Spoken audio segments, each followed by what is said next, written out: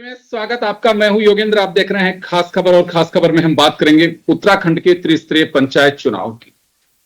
यह लोकतंत्र की वह सिद्धि होती है जिसमें कहा जाए कि अगर वोटिंग परसेंटेज की बात करें तो सर्वाधिक होता है। अटैचमेंट अगर हम देखें इलेक्शन में सर्वाधिक होता है। एक एक वोट का बड़ा अहमियत होती है। दूसरे राज्य में भी कोई रहने वाला हो उसे भी लाने की पूरी व्यवस्था की जाती है, और यही लोकतंत्र की एक मजबूत तस्वीर पेश होती है। छोटा मुद्दा हो, बड़ा मुद्दा हो, समय कम मिलता है लेकिन बात खरी खरी सुनाई जाती है। अगर कहीं किसी के गिले शिकवे भी होते हैं तो पंचायत वही लोग निपटाने की कोशिश करते हैं। यह पहला चरण 24 जुलाई को होगा और दूसरा चरण 31 जुलाई को होगा। बड़ी बात यह है कि 50% महिला आरक्षण है, जो मातृशक्ति के लिए या कहूं कि आधी आबादी की मजबूती के लिए बहुत जरूरी है। आधी आबादी आधा हक। तो चले इस पूरे मुद्दे पर चर्चा करने के लिए हमारे साथ कमलेश रमन जी भाजपा प्रदेश प्रवक्ता हैं, सुरेंद्र अग्रवाल जी हमारे साथ कांग्रेस से हैं, और शांति प्रसाद जी भट्ट यूकेडी से हमारे साथ जुड़ रहे हैं।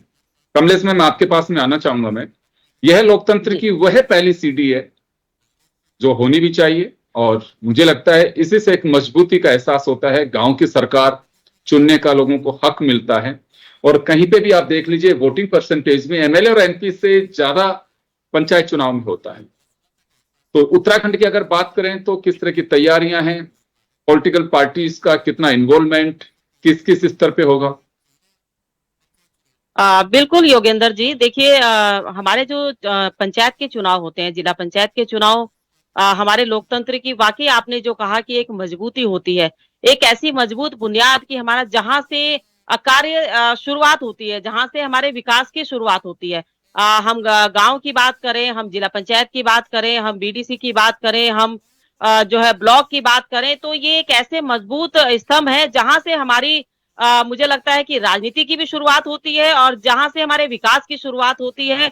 और क्योंकि ये एक ऐसा पर्व है, इसको अगर हम विधानसभा की बात करें तो वो तो फिर भी एक राजनीतिक पार्टियों के बेस पर वोट उसमें किया जाता है, लेकिन जिला पंचायत का जो हमारा चुनाव है ये एक व्यक्तिगत और व्यवहार के ऊपर किया जाता है। कौन व्यक्ति कितना अपने क्षेत्र में सक्रिय है, लोगों के दुख सुख में खड़ा होता है, कितना वो काम कर पाता है, कितनी वो योजनाएं ला पाता है सरकार के द्वारा या अपने विधायक के द्वारा, इस पर निर्भर करता है। क्योंकि जिला पंचायत का चुनाव हमारा जो है इस वक्त चल रहा है, और अब हमारा नॉमिनेशन कल से 2 तारीख से लगभग शुरू हो चुका है, और सबने भारतीय जनता पार्टी ने अपनी सूची बिल्कुल जारी कर दी है। और पूरे प्रदेश में जहां पर भी, क्योंकि हमारे 13 जिले हैं, लेकिन हरिद्वार को छोड़ करके 12 जिलों में हमारा ये पंचायत का चुनाव है। और इस चुनाव को देखते हुए अब आपने बिल्कुल सही कहा कि जो हमारे वोटर हैं,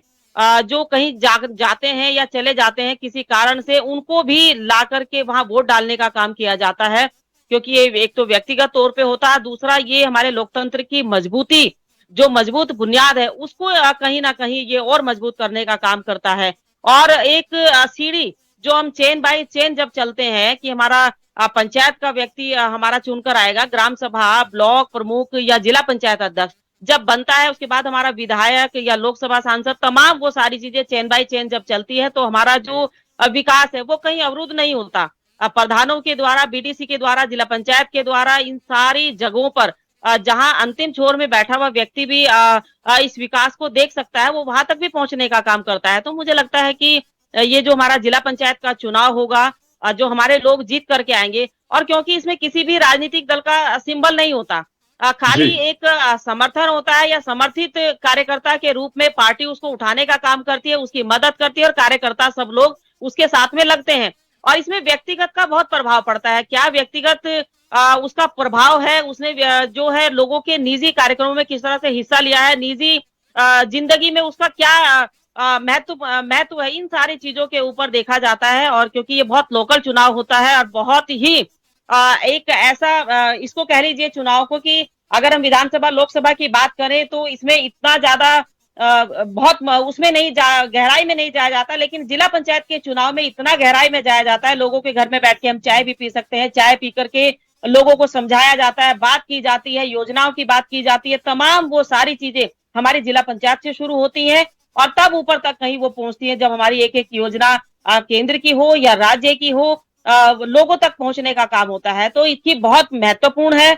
हमारा जो ग्राम प्रधान होता है उसके हाथ में सब कुछ होता है, लगभग जी पूरा जो विकास का जो प्रस्ताव देने का काम है वो हमारा ग्राम प्रधान देता है, उसको चाहे विधानसभा तक, चाहे आगे और भी अधिकारी तक और एक डीएम तक की जो पावर है हमारे ग्राम प्रधान की वो बहुत महत्वपूर्ण है। और ये सारे जो चुनाव हमारे चल रहे हैं इस वक्त पंचायत के चुनाव, अगर मैं राजनीतिक पृष्ठ दृष्टि से करूं तो बहुत महत्वपूर्ण है, अगर मैं सामाजिक दृष्टि से करूं तो उससे ज्यादा महत्वपूर्ण है, क्योंकि लोगों के बीच में जो व्यक्ति बहुत अच्छा काम करेगा, जो व्यक्ति की साख बहुत अच्छी होगी, जिसका व्यक्तित्व अच्छा होगा, वही चुन करके आएगा। इसमें किसी राजनीतिक दल का सिंबल की आवश्यकता नहीं होती है, लेकिन पार्टियां अपने अपने व्यक्तियों को समर्थन करती हैं, उनको समर्थन दे करके उन्हें जिताने का काम करती हैं।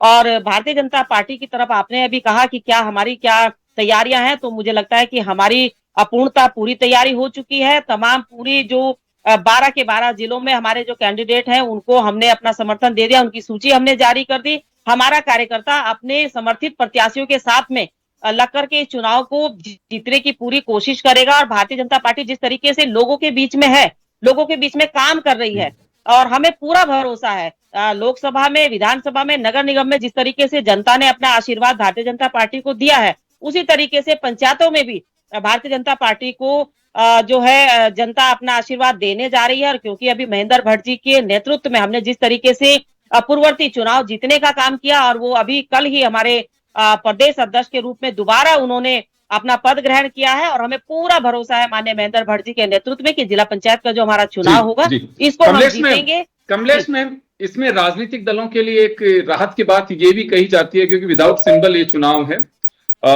जो जीता वो उसी पार्टी का।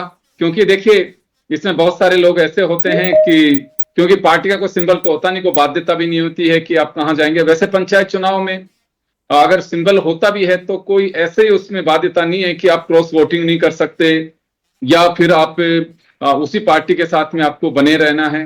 ये केवल हमारे यहाँ पे प्रोटोकॉल होता है, जो अगर कहीं को बगावत करता है तो दल बदल विधेयक है वो एमपी और एमएलए में लागू होता है, तो इस पे लागू भी नहीं होता है। चलिए हमारे साथ में शांति अग्रवाल साहब, शांति प्रसाद भट्ट साहब जुड़े हुए हैं यूकेडी से। भट्ट साहब, आपके पास में आना चाहूंगा। त्रिस्तरीय पंचायत चुनाव का अनाउंसमेंट के साथ ही नामांकन का काम भी शुरू हो चुका है। कमलेश रमन जी ने कहा है कि भाजपा पूरी तरह से मुस्तैदी से अपने कार्यकर्ताओं को, सिंबल नहीं होता लेकिन कार्यकर्ता जो जमीन पे काम करता है उसके लिए काम करेंगे, और बड़ी मजबूती के साथ में हम ये त्रिस्तरीय जो पंचायत चुनाव है इसमें बीजेपी अपना परचम लहराएगी। और इन्होंने अपने प्रदेश अध्यक्ष का भी जिक्र किया है, क्योंकि आप थोड़े से विलंब से जुड़े, इस वजह से मैं आपको बता रहा हूं। आपका क्या मानना है इस पंचायत चुनाव को लेके?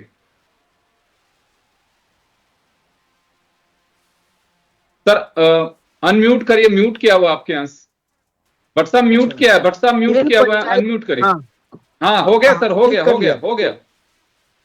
इन पंचायती चुनाव में जिन बुनियादी सवालों को लेकर ग्रामीण परेशान है, इन 25 वर्षों में स्थिति यथावत है जी। अगर किसी आम ग्रामीण से ये चीज पूछी जाए कि आपके ग्राम में आपको जिला ब्लॉक से संबंधित विकास की योजनाएं विधिवत मिली हैं, तो हर ग्रामीण ये कह रहा है कि बकरी बाड़े के नाम पर ब्लॉक में पैसे खा गए, बकरी बाड़ा नहीं बन पाया। मुर्गी पालन के लिए जो पैसा आना था उसमें कमीशन चले गया, मुर्गी पालन का काम शुरू नहीं हो पाया। वृद्धा पेंशन, विकलांग पेंशन से लेकर इंदिरा आवास तक तमाम चीजों में केवल और केवल घोटाले और भाई भतीजावाद हुआ है। यही कारण है कि पंचायतों में आम जनमानस नाराज है, और खासकर सत्ताधारी पार्टी से। अब देखना यह है कि इन चुनाव में जो मुद्दे यहाँ बने हुए हैं, मैं यमकेश्वर क्षेत्र का रहने वाला हूं, तो यहाँ मुद्दे बने हुए हैं अंकिता हत्याकांड, यहाँ मुद्दे बने हैं पहाड़ की उपेक्षा, पलायन, और सबसे बड़ा मुद्दा यहाँ पर बना है कि बीन नदी का पुल जो हर सरकार उम्मीद करती थी कि बनेगा। पंचायतों की सबसे बड़ी समस्या है कि बरसातों में ग्रामीण जो हैं बंद जाते हैं, नाले आने के कारण विंध्यवासिनी से सड़क नहीं बन पा निकलती, और हमारा बीन नदी में जो पानी आ जाने से हमारे रास्ते जाम हो जाते हैं, राशन खाद्य पदार्थ जो है महंगे हो जाते हैं। कहने का मतलब है कि जिला प्लान के तमाम योजनाएं घोटालों के भेंट चढ़ते हैं, आम जनमानस इसमें परेशान है। अब देखना ही है कि पैसों के दम पर भारतीय जनता पार्टी कितना गुमराह करेगी। बहरहाल यमकेश्वर में भारतीय जनता पार्टी की बुरी हालत है। चुनाव बता देंगे कि सत्ताधारी जिन्होंने पैसे का दुरुपयोग कर उत्तराखंड को लूटा है, अब इनको कितना प्रतिशत मत मिलता है, अब ये देखने वाली बात होगी। जी चले कमलेश मैम, आपसे मैं जवाब लूंगा, लेकिन हमारे सहयोगी श्रीनिवास पंत हमारे साथ फोन लाइन पे इस वक्त जुड़े हुए हैं, उनसे मैं जानना चाहूंगा।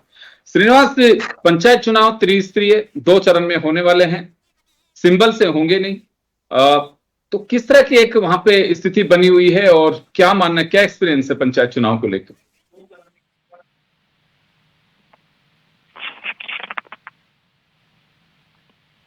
श्रीनिवास, आप सुन पा रहे हैं मुझे?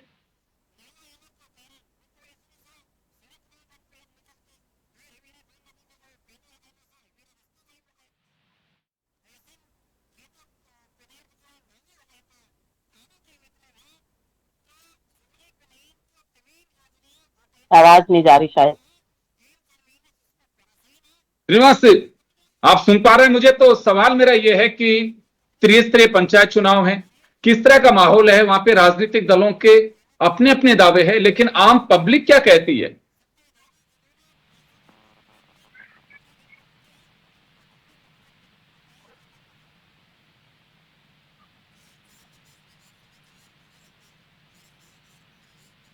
चले, शायद कोई टेक्निकल इश्यू है, मैं वापस उनके पास में आऊंगा। जब तक मैं शांति प्रसाद जी भट्ट ने जो कुछ कहा उसका मैं जवाब कमलेश नमन जी के पास में जाऊंगा।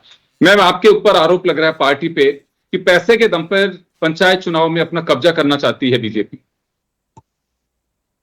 योगेंद्र जी, किसी भी संगठन की जो मजबूत बुनियाद होती है वो होती है कार्यकर्ता जी। संगठन का एक सूत्र में बंधना, ये सबसे बड़ी मजबूती होती है। और भारतीय जनता पार्टी की जो मजबूती है वो कार्यकर्ताओं के दम पर है। विधानसभा का चुनाव जीते हम विधानसभा में कार्यकर्ताओं के दम पर, लोकसभा का चुनाव हम जीते कार्यकर्ताओं के दम पर, नगर निगम के चुनाव हम जीते अपने कार्यकर्ताओं के दम पर, और हमें पूरा भरोसा है जिला पंचायत का चुनाव भी हम अपने कार्यकर्ताओं के दम पर जीतेंगे।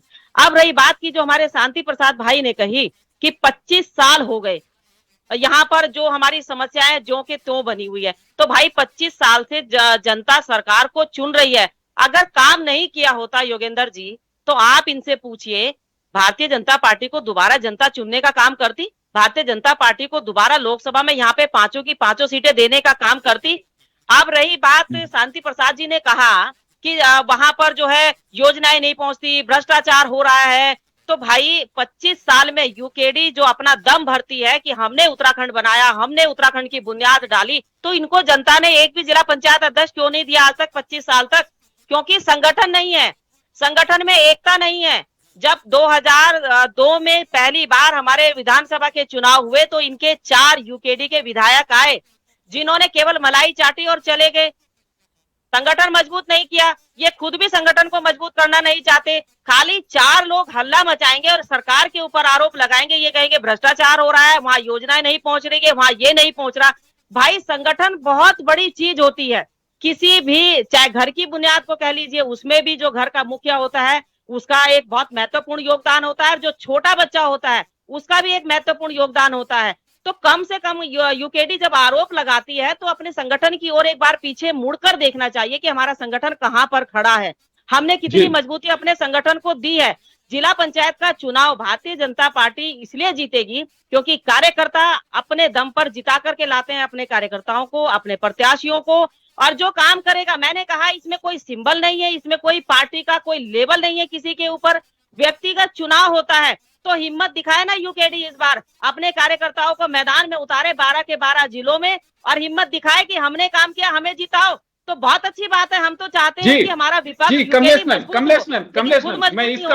कमलेश जी, मैं इसका जवाब दिलवाऊंगा शांति प्रसाद भट्ट साहब से, लेकिन उससे पहले श्रीनिवास हमारे साथ में जुड़े हुए हैं। श्रीनिवास, आप सुन पा रहे हैं मुझे? तो मेरा सवाल यह है कि त्रिस्तरीय पंचायत चुनाव, उसके लिए घोषणा हो चुके हैं, नामांकन का काम शुरू हो चुका है, स्क्रूटनी होगी। क्या लगता है आपको कि राजनीतिक दलों के अपने अपने दावे हैं, आम पब्लिक क्या कहती है वहां की? बिल्कुल योगेंद्र जी, सबसे पहले तो हम त्रिस्तरीय पंचायत व्यवस्था के चुनाव के मद्देनजर दो बिंदुओं पर मैं चर्चा करना चाहूंगा। पहला कि राज्य निर्वाचन आयोग ने जब चुनाव की तारीखों का ऐलान किया तो उस दरमियान जी। इस बात का कोई भी अंदेशा नहीं लगाया कि मानसून सीजन में चुनाव कैसे कराए जाएंगे। हो सकता है कि दोनों राजनीतिक दल मेरे से इस बात से सहमत भी हों, क्योंकि आप देखेंगे कि पिछले 48 घंटे से उत्तराखंड में बद से बदतर स्थिति बनी हुई है।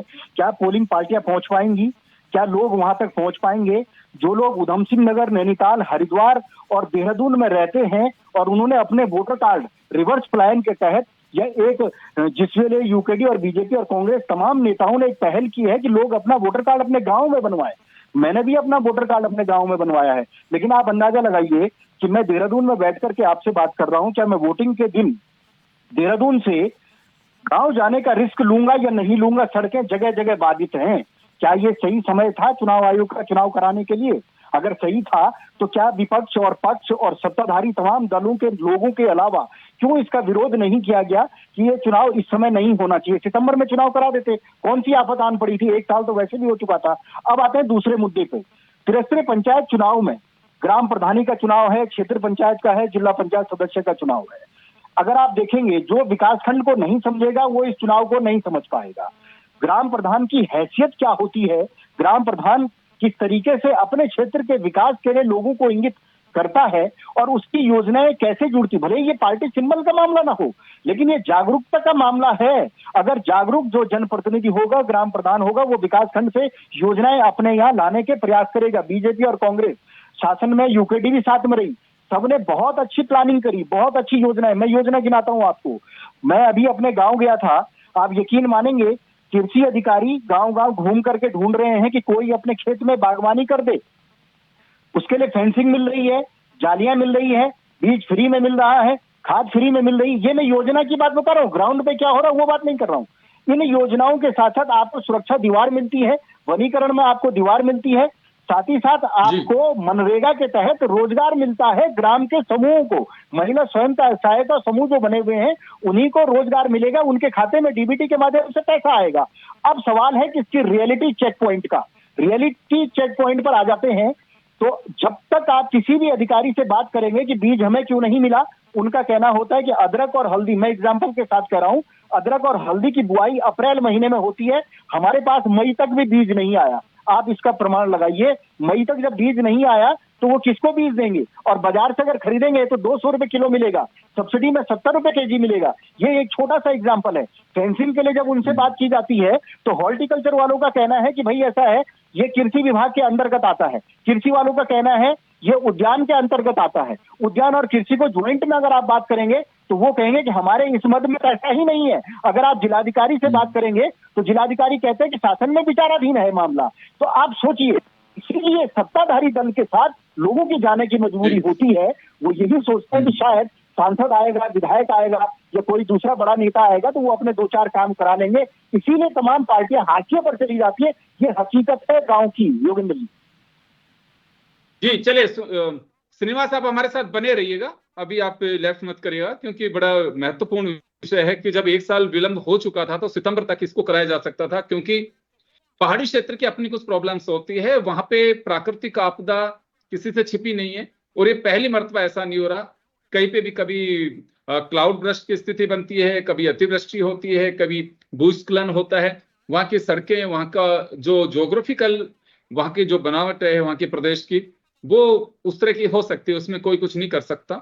तो ऐसे में इस चुनाव को थोड़ा सा आगे करना चाहिए था। ये हमारे जो ब्यूरो चीफ हैं श्रीनिवास पंत, उनका मानना है और बड़ी लॉजिकली और प्रैक्टिकली बात उन्होंने कही है। चलिए, लेकिन इससे के बाद में अभी भट्ट साहब का रुख करना चाहूंगा। सर, आपने सुना अभी, एक तो बड़ी बात यह है कि इलेक्शन को थोड़ा सा आगे किया जा सकता था, कोई बहुत बड़ी बात नहीं थी। 2 महीने, जब 1 साल विलंब चल रहा था तो और 2 महीने सही था, क्योंकि पहाड़ी क्षेत्रों की अपनी कुछ प्रॉब्लम्स होती हैं, खासकर बारिश के समय में। एक तो मैं इस पे आपसे चाहूंगा। दूसरा, कमलेश रमन जी ने कहा कि यूकेडी क्या कहीं पे कुछ अपना बना पाएगी एक भी जिले में कब्जा, या कहीं पे किसी पंचायत स्तर पे कुछ लोगों को जिता पाएगी?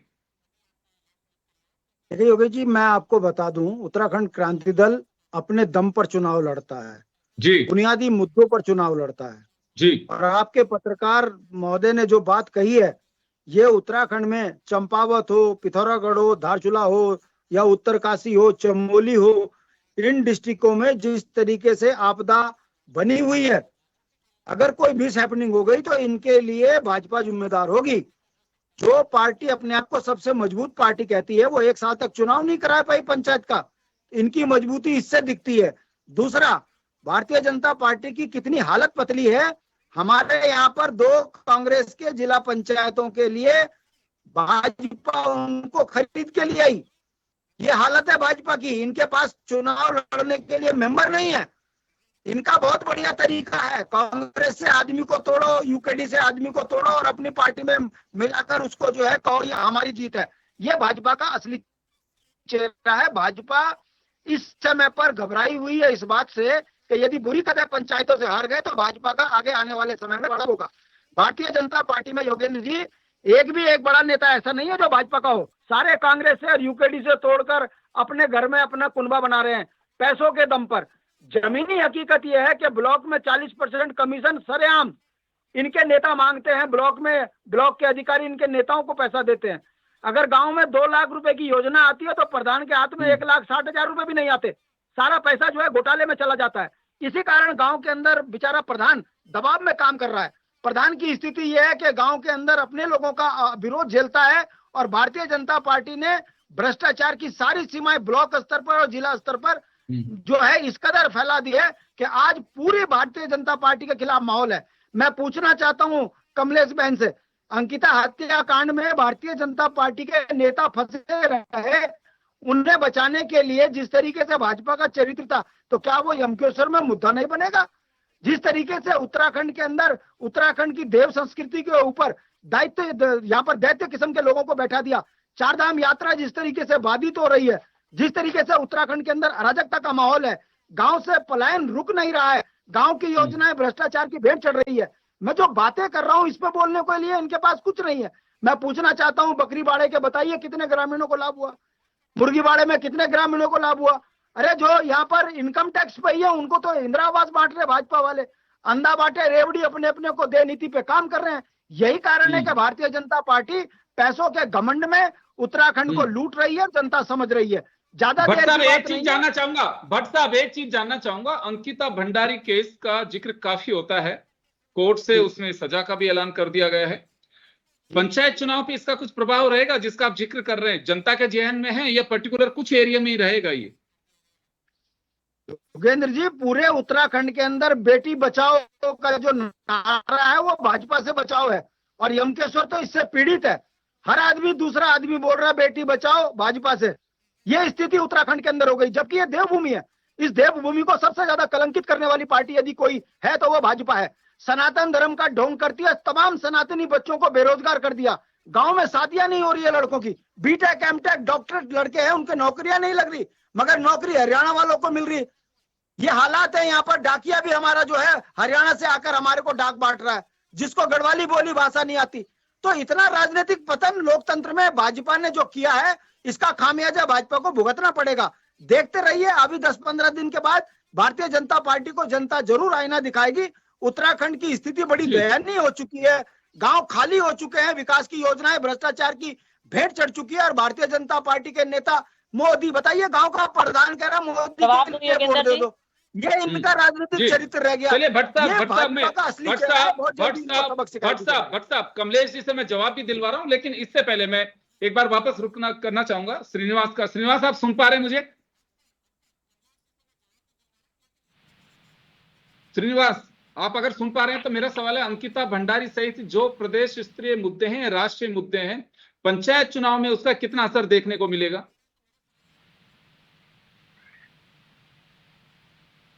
जी श्रीनिवास, आप सुन पा रहे हैं मुझे? जी। क्या राष्ट्रीय मुद्दे या प्रदेश स्तरीय मुद्दे, अंकिता भंडारी केस, इसका कोई असर रहेगा? इसका कोई असर रहेगा इस चुनाव पे? बिल्कुल, देखिए तमाम मुद्दे चुनाव में हैं। देखिए ग्रामीण क्षेत्रों में अगर आप मुद्दों की बात करेंगे तो लोगों को सबसे पहले जिन नलों में पानी नहीं आ रहा है, प्राकृतिक स्रोत में पानी रिसोर्स खत्म हो रहा है, उसको रिचार्ज करने के लिए उनका सबसे बड़ा मुद्दा है कि पानी मिले।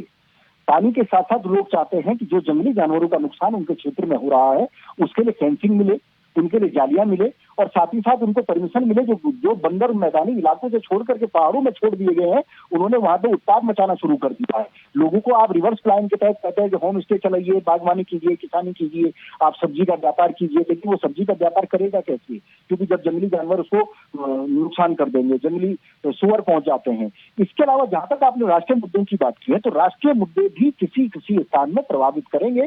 जाहिर सी बात है, जहां पर नेता बड़ी प्रमुखता से इन मुद्दों को मंचों पर रख रहे हैं, इन मुद्दों को पहुंचाने का काम कर रहे हैं। खासतौर पर हम पौड़ी जिले की अगर बात करेंगे तो पौड़ी जिले में ये मुद्दा काफी हावी रहेगा और ये हावी रहा भी है। ऐसा नहीं है, पौड़ी और टिहरी में ये मुद्दा काफी हावी रहा है। और अगर हम दूसरे इलाकों में बात करेंगे तो दूसरे इलाकों में इस मुद्दे में इस मुद्दे को ले जाने के लिए नेताओं के पास दूसरे मुद्दे अल्टरनेट करते हैं। कानून व्यवस्था का मुद्दा उठ जाता है, कहीं भ्रष्टाचार का मुद्दा उठ जाता है, कहीं ग्रामीण क्षेत्र का जो लोकल मुद्दे हैं उनको उठाने का प्रयास किया जाता है। लेकिन इतना तय है कि जो क्षेत्र में इस समय भी चुनाव हो रहे हैं और जो भाजपा माइंडेड, यानी जो प्रधान का उम्मीदवार है या जिला पंचायत का उम्मीदवार है, वो भारतीय जनता पार्टी को अगर मानसिक रूप से सपोर्ट करता है तो जाहिर सी बात है वो डबल इंजन, ट्रिपल इंजन और चौथे इंजन की बात कर रहा है। ये बात हकीकत है कि चौथे इंजन की बात करके वो विकास की दुआई दे रहा है कि आपके क्षेत्रों में विकास संपूर्ण रूप से होगा। विकास खंड और ब्लॉक से तमाम योजनाएं लेकर के वो आएगा और वो कहते हैं कि भाई पुरानों को अगर आपने बार बार मौका दिया तो एक बार नयों को भी मौका दीजिए, और उसी परिपाटी को आगे बढ़ाने का विचार उनका है। यानी राष्ट्रीय मुद्दे तो रहेंगे, स्थानीय मुद्दों की भी भरमार है।